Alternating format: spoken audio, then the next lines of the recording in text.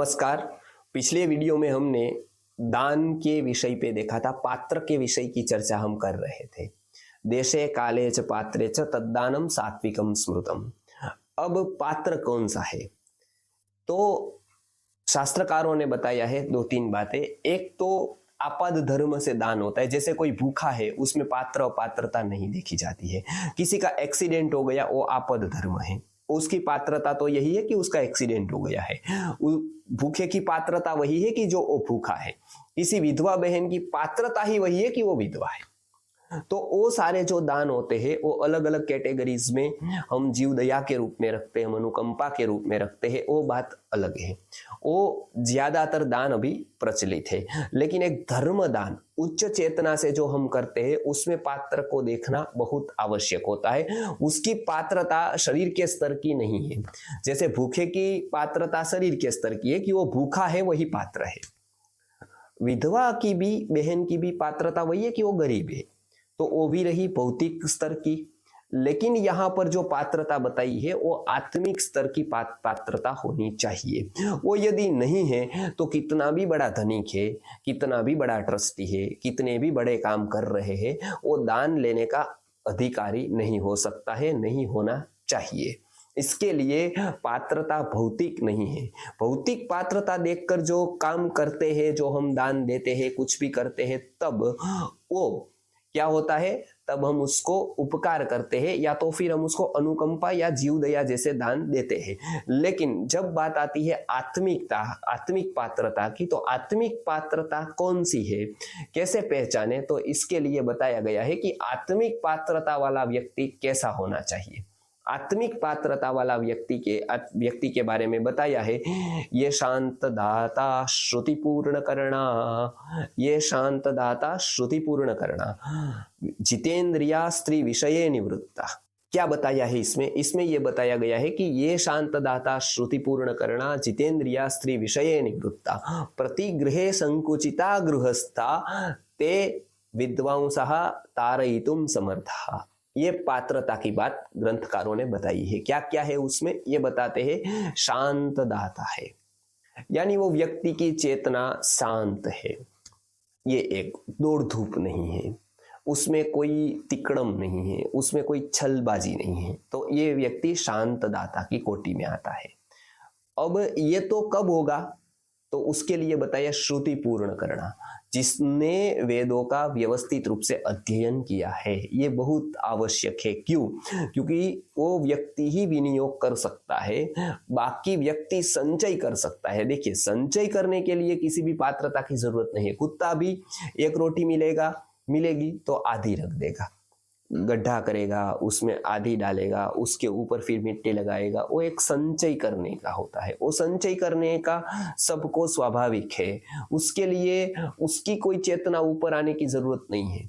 लेकिन जब आता है बात विनियोग की, तो विनियोग करने के लिए तो पात्रता चाहिए। वो भी सबसे उत्तम पात्रता होगी, वो क्या होगी? वो आत्मिक पात्रता होगी। तो यहाँ पर बताया श्रुति पूर्ण करना, क्योंकि वही विनियोग कर पाएगा जो विनियोग का शास्त्र जानता हो। विनियोग का शास्त्र किसने लिखा है, कहाँ लिखा है? विनियोग का शास्त्र वेदों में लिखा है। विनियोग का शास्त्र भारतीय अर्थशास्त्र में लिखा है।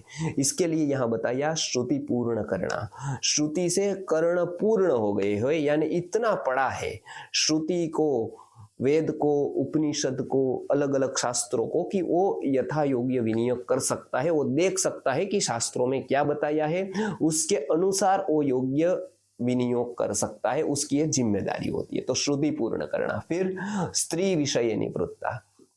आपको पता है बहुत सारे अय्याशी राजाओं ने स्त्रियों के पीछे हजारों लाखों रुपए खर्च कर दिए एक भोग की आकांक्षा से। और बहुत सारे राजा महाराजा जो लखनऊ साइड्स के थे, वो तो बिल्कुल हार गए, बहुत सूद चला गया। क्यों? क्योंकि उसकी वृत्ति ही विषयासक्त और भोगासक्त थी। आज भी हम देखते हैं, कोई व्यक्ति डोनेशन देकर बड़ी हॉस्पिटल बनवाता है, उसमें कोई ट्रस्टी होता है, वो कोई पॉलिटिशियन होता है, या तो फिर कोई अलग प्रकार का कोई व्यक्ति होता है जो भोगी होता है। कोई धार्मिक संस्थाओं में भी ऐसा देखने को मिलता है कि व्यक्ति कोई भोगी है, बहुत ऐशो आराम में जिंदगी जीता है, लेकिन मंदिर में है, मंदिर की ले रहा है, तो ये यहाँ बताया गया ऐसा नहीं होना चाहिए। क्यों? क्योंकि स्त्री विषय निवृत्ता। आप ये देखिए, उसका जीवन देखिए कि वो जितेंद्रिय है, स्त्री विषयों से, अय्यासियों से, अलग अलग ऐसे कार्यों से वो विमुख है, तो फिर आप कह सकते हैं कि ये उत्तम विनियोग कर सकता है। फिर क्या बताया? प्रतिगृहे संकोचिता गृहस्था। ये बहुत अंडरलाइन करने जैसी है। जिसको प्रतिग्रह में संकोच होता है, आप देखिए, जिसको मांगने में संकोच होता है, लेने में संकोच होता है, वो व्यक्ति दान का अधिकारी है। ये उल्टा लगेगा आपको, क्योंकि दान का अधिकारी तो वो होना चाहिए जो मांगने में एक्सपर्ट हो, जो व्यवस्थित रूप से ले सकता हो, किसी की जेब से ले सकता हो, मीठी बातें करके ले सकता हो, लेकिन यहाँ उल्टा बताया। यही बात भगवान कृष्ण ने अर्जुन को बताई। न कांक्षे विजयम राज्यम न च स्वर्गम सुखानि च। ये जब बताया अर्जुन ने, न कांक्षे विजयम कृष्ण न च राज्यम सुखानि च, तब भगवान श्री कृष्ण ने बताया कि यही पहला अधिकार है, यहाँ यही पहला अधिकारी है राज्य का, जिसको राज्य नहीं चाहिए। पहला अधिकारी राज्य का कौन है? चाणक्य नीति में बताया है, पहला अधिकारी वो होता है जिसको राज्य नहीं चाहिए। यदि ऐसा है तब उसकी आसक्ति राज्य में नहीं होगी, तब वो अच्छी तरह से राज्य को चला पाएगा, जिसके मूल में राज्य की कामना न हो। यहां पर भी ऐसा है, जो संकुचित है, जो लेने में गड़बड़ा रहा है कि कैसे मैं विनियोग कर सकता हूं उसका, वो व्यक्ति पहले नंबर का योग्य है। लेकिन आज हम उसको कुछ नहीं देते। आज हम किसको देते? जो ज्यादा से ज्यादा मांगता है, मांगने की अलग अलग तरकीबें अपनाता है, अलग अलग कंसेप्ट इसीलिए करता है क्योंकि बस उसको मांगना उसका चलता रहे। तो ये शास्त्रकारों ने बताया है कि क्या होना चाहिए, तो ये बताया प्रतिगृहे संकुचिता गृहस्था, क्योंकि उसको पता है कि मांगने पर गौरव चला जाता है। शास्त्रकारों ने बताया है कि मांगने पर जो आए उसको दान नहीं कहते, उसको भिक्षा कहते हैं। ये शब्द प्रयोग ही नहीं होता है कि मैंने दान मांगा, क्योंकि जब मांगा तब दान नहीं रहा। जब किसी ने मांगा वो दान ही नहीं रहा। इसके लिए बताया है कि उत्तम व्यक्तित्व कौन सा है, तो इसमें बताया है कि उत्तम शब्द कौन सा है और कनिष्ठ शब्द कौन सा है और बिल्कुल ही हल्का शब्द कौन सा है। ऐसे तो हम गाली को हल्का शब्द मानते हैं, ऐसे तो हम श्लोकों को अच्छे शब्द मानते हैं, लेकिन यहाँ पर सुभाषितकार ने बहुत ही अच्छी तरह से उसको समझाया है। उन्होंने ये समझाया है, देहीति वाक्यम वचने सुनेष्टम। देही यानी कि दो, ये जो वाक्य है वो वचन में नहीं होने चाहिए। ये कनिष्ठ वाक्य है, देहीति वाक्यम वचने सुनेष्टम। फिर देही यानी कि मुझे दो, मांगना है वो एक गृहस्थी के लिए, ये एक जिम्मेदार व्यक्ति के प्रति बहुत ही गौरवहीन बात है। तो यहां पर बताया गया है कि देहीति वाक्यम वचने सुनेष्टम। देही यानी मांगा, वहां से गौरव गया, वो वचन में निम्न कोटि का वाक्य है। फिर क्या कहते हैं? किसी ने मांगा, मानो कि मांगने वाले ने तो मांग लिया, लेकिन उसके प्रत्युत्तर में यदि हम ये कहते हैं नास्ति, तो देही तो कनिष्ठ था ही वाक्य, नास्ति जो वाक्य होगा वो ततो कनिष्ठम। देहीति वाक्यम वचनेषु नेष्टम, नास्तीति वाक्यम ततो कनिष्ठम। वो तो उससे भी कनिष्ठ हो गया, वो तो उससे भी खराब हो गया। किसी ने कुछ आवश्यकता अनुसार मांगा और किसी ने कह गया नास्ति, नहीं है। नास्तीति वाक्यम ततो कनिष्ठम। फिर यदि वो कहता गृहाण यानी लो, तो गृहाण वाक्यम वचनेषु राजा। कभी कभी ऐसा देखने को मिलता है कि वो कहता है कि गृहाण यानी कि लो। ये वाक्य बहुत कम देखने को मिलते हैं, लेकिन यहां यदि ऐसा कोई कहता है कि गृहाण मानो लो, तो गृहाण वाक्यम वचनेषु राजा। कौन सा सबसे अच्छा शब्द कौन सा है? सबसे अच्छा शब्द है गृहाण यानी कि लो।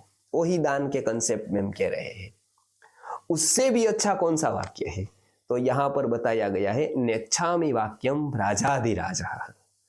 सबसे सम्राट वाक्य कौन सा है?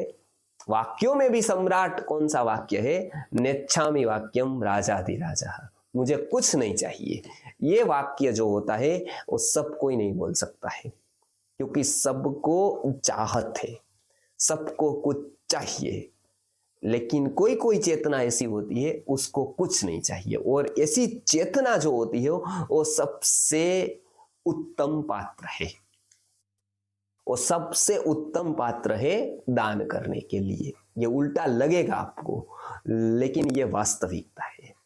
जगत की बहुत सी पहेलियां ऐसी है जिसमें उलटबासी आपको लगेगी, लेकिन जब आप पूरे कुदरत का स्वभाव जानेंगे तब ये आपके लिए उलटबासी नहीं है, ये एक स्वभाव है। इसके लिए यहाँ बताया कि नेच्छामि वाक्यम राजाधिराजः, सबसे अच्छा वाक्य कौन सा है? नेच्छामि। तो ये दान के लिए ये प्रस्तुत श्लोक में बहुत अच्छी तरह से बताया है कि ये शांत दाता श्रुति पूर्ण करना जितेंद्रिया स्त्री विषय निवृत्ता प्रतिग्रहे संकुचिता गृहस्था। प्रतिग्रह करने में जिसको संकोच हो, मांगने में जो मानता न हो, ये उत्तम व्यक्ति तारने वाला है। इसको दिया हुआ दान ही हमको तार सकता है, क्योंकि जो स्वयं डूबा है भोगों में, जो स्वयं डूबा है लिप्सा में, जो स्वयं डूबा है अविद्या में, वो क्यों किसी को तार सकता है? क्या किसी को वो तारेगा? और वो यदि नहीं तार सकता है तो उसको दिया हुआ कैसे तार सकता है? तो इसके लिए अज्ञानी व्यक्ति होता है वो तो लेने का इसीलिए अधिकारी नहीं है क्योंकि जैसे कोई अज्ञानी डॉक्टर ऑपरेशन करने का अधिकारी नहीं होता है। ऑपरेशन में भी एक क्रिया है और दान में भी एक दूसरी क्रिया है, विनियोग में भी एक क्रिया है। वो विनियोग वो कितना भी बड़ा आदमी बन जाए वो विनियोग नहीं कर सकता है। हम ये देख लेते हैं कि इसके पास बहुत पैसा है, ये गलत नहीं करेगा, उसको दे दो, वो गलत नहीं करेगा, लेकिन सामने वो विनियोग भी नहीं कर पाएगा, क्योंकि विनियोग एक अलग गुण है। आप ये याद रखिए, दान में इसको दे जो विनियोग कर सकता है। रॉकफेलर फाउंडेशन करके एक बहुत प्रसिद्ध संस्था है। रॉकफेलर ने जब अपनी संपत्ति देनी चाही तो उसने ये बताया कि मेरे पास कमाने की बुद्धि है लेकिन विनियोग करने की बुद्धि इसलिए नहीं है क्योंकि कंजप्शन के ऊपर मॉडर्न इकोनॉमिक्स में कोई भी ग्रंथ नहीं है। भारत में विनियोग के ऊपर स्वतंत्र ग्रंथ लिखे हैं, जैसे दान चंद्रिका है, महाभारत का शांति पर्व है, ऐसे अनेक ग्रंथ आपको मिलेंगे जो केवल और केवल कंजप्शन के ऊपर लिखे हैं। आपको इकोनॉमिक्स पता होगा, अर्थशास्त्र पता होगा, तो आपको इसका महत्व भी पता होगा कि कंजप्शन का कितना महत्व है। तो उन्होंने एक कमेटी की रचना की, उसमें विद्वानों को बुलाया और बताया कि आप कहे कि उत्तम इसका हम विनियोग कहां पर करें।